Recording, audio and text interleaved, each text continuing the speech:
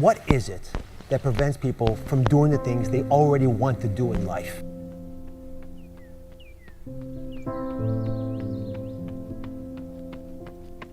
The most basic answer, I'm sorry it's so simple, but it's true, it's fear.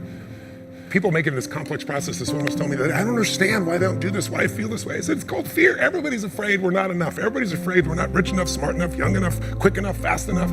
It's human nature.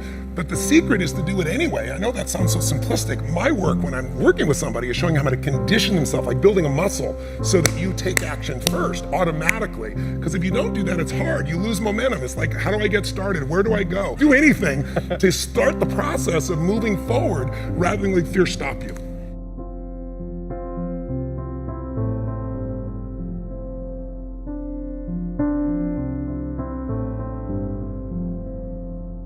All of you have targets, things that you're after. If you're gonna get a new result, if you're gonna grow your business, if you're gonna be able to support your mom, if you're gonna get rid of the anxiety, if you're gonna be able to overachieve and not have all that fear inside of you, you obviously need to get a new result. You're gonna have to get new action. You don't get new results with old actions, doing the same thing. Exactly. What human beings can do is amazing. What they will do is usually disappointing. It's not because we're not capable of it, it's because we don't have new actions because we get in certain emotional states that dominate us, like anxiety, like fear of failure, right? Like the fear of the loss of your mother as an example. So if you're in a state of fear, you're gonna behave very differently and get very different results than if you were in a place of being courageous or bold or warm or connected or playful, any of those. So the most important key to changing your life in any situation is to change results, you gotta change behavior, but to change behavior, you gotta change the emotional state you're in.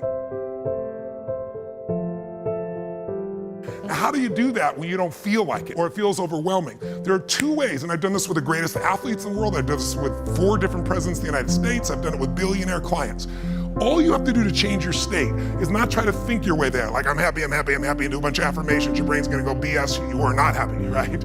What you need to do is make a radical change in the way you use what we call your physiology. It's a big word, it just means the way you use your physical body. I've taught this for 40 years, and about 3 years ago, Harvard finally did a study where they proved what I did worked, and they called it these power positions. And what they showed was if you stand, everyone can try this, stand up just for a moment if you want, everybody at home can try it as well. So do something really silly, put both your hands on your hips like Wonder Woman or Superman or that stuff, right? If you stand like this and you breathe deep for just 2 minutes, what the science found was that you will absolutely increase your testosterone by 20%, man or woman. You'll drop your cortisol, which as you know is the stress hormone, by 22%, and you're 33% more likely to take action if you wouldn't have before because fear would have stopped you. Now, I don't have people just stand like this. I have people move, use their voice, make radical changes in their body. You'll feel it after 2 minutes. Or somebody who's puts their arms back like this and their feet up, that'll produce the same state. It produces more certainty in you, and that certainty gets you to take different actions. So if you are in a situation, you think of the worst scenario, your mom dying, no, my business goes under, I never achieve at the level I need to, all the things I have anxiety about, the minute you focus on them, you go into those states of fear, and then you behave fearful, and you get lousy results. And when you get lousy results, what does it do to your brain? You go, see, I told you I couldn't do this. It becomes this negative loop.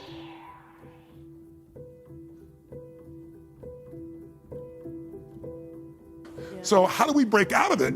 We change our focus by asking better questions. Answer this question in your mind. What is it in your life that you're proud of? If there's something you could feel really proud of right now by focusing on it, your children, yourself, something you accomplished, you did, how many can think of something you could feel proud of? And I don't mean fake pride, ego pride, like where you're making things up. I mean, well, you really did something you're proud of. Good. Right now, close your eyes and focus on how it feels when you're really proud. Focus on that moment you're proud of. How do you breathe when you feel really proud? And if you're a little kid, what happens to your face when you're really proud? You don't hide it, right? There's that big smile on your face. Think of something that you could be really grateful for or excited, pick either one. Something you could be grateful for, a person, a moment, or something if you wanted to that you could be excited about. Let's use excited for a moment. How many could think of something in your life that if you focused on it, you could feel excited? All right, close your eyes. And just for a moment, all we're doing is changing your focus. Focus on what could excite you. Feel like it's really happening. Your mom's healing, you break through in the business, you're achieving the level you want. Anxiety is rid from my life. I'm on charge, I'm on top of it. How do you breathe when you feel really excited. Yeah. So if we change the state you're in, just by changing our focus or the way we use our bodies, it's got to be a radical change, right? Here's my question for all of you. If you focus on what you want, life has probabilities, there's no guarantees, but you increase them when you change your state. And that's really what this is all about. Learning to change your body and learning to change your focus.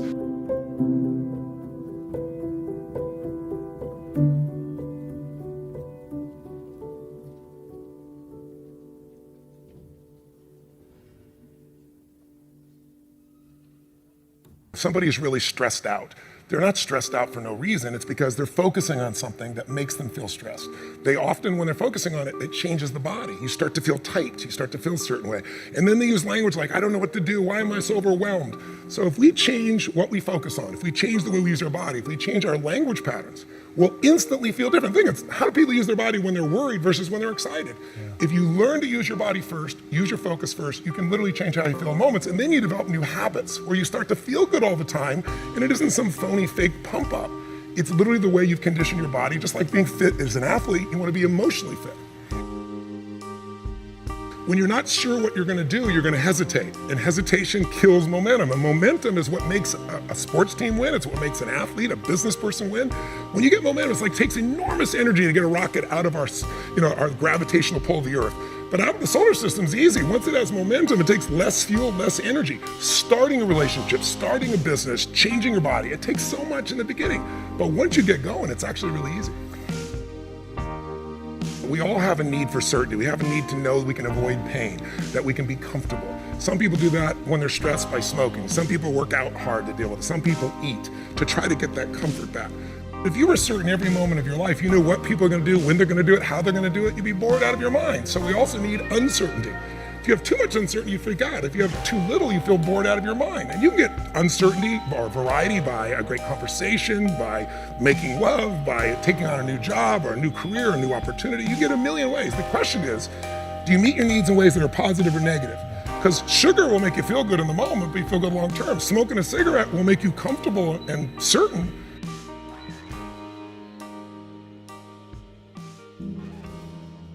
You see this in great actors or great entertainers. They'll come to me, and in the beginning, they work so hard to be significant, to be unique, to be special, to be important. What they really wanted was love. But now people stop on the street, and they'll say to me, they don't even know who I am. They just want my time. They just want this. They want a picture. They don't respect my family. They don't respect it. You'll hear them so upset. What they wanted was the love. We can have both. But the more significant I am, the more unique I am, the more separate I am from you. The more connected I am, then some people go, yeah, but where am I? Where am I special? So finding that balance between the two is what makes people feel alive. And we can meet all these needs in positive ways or negative ways. You can get significance by tearing other people down. Oh, they're lucky, they don't care, they took advantage of somebody. You don't know anything about them. You see people dealt with famous people all the time.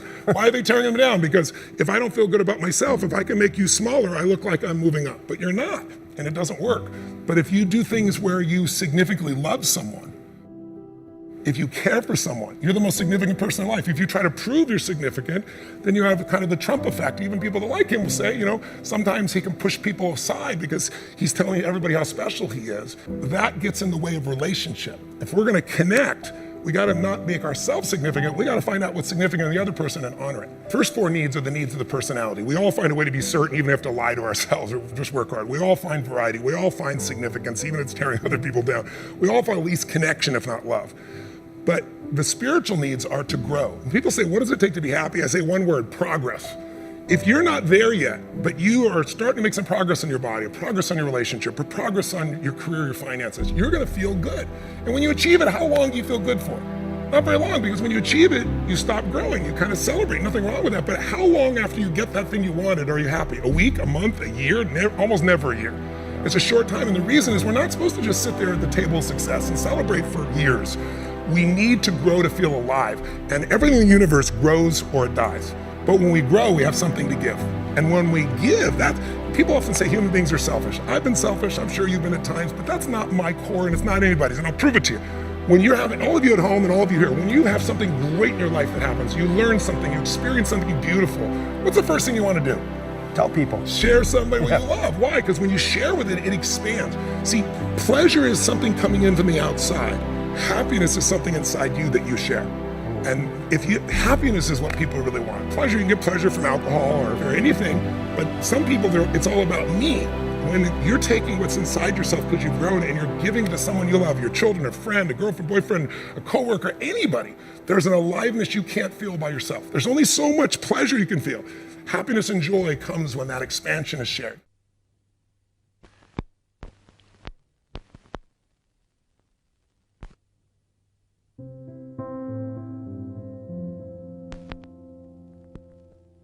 Well, if you want a breakthrough, not just a little change, you can change laterally. You can go from being pissed off to frustrated.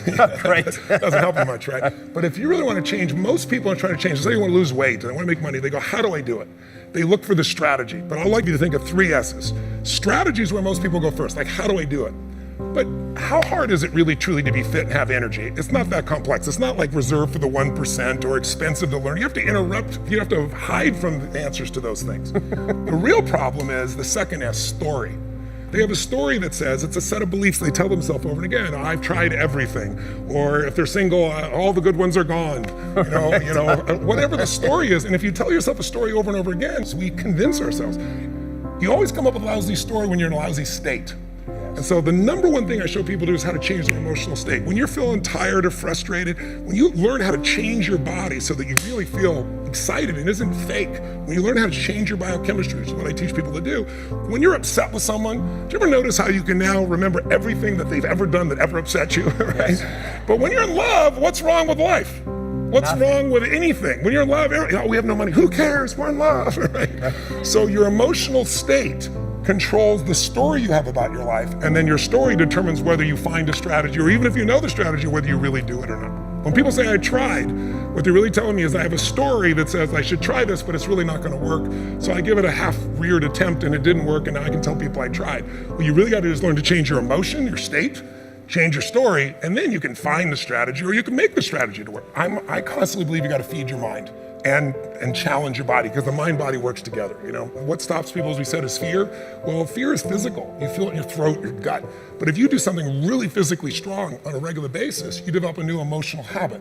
And that emotional habit will get you to follow through and do things differently that people won't do. It's really not that complex.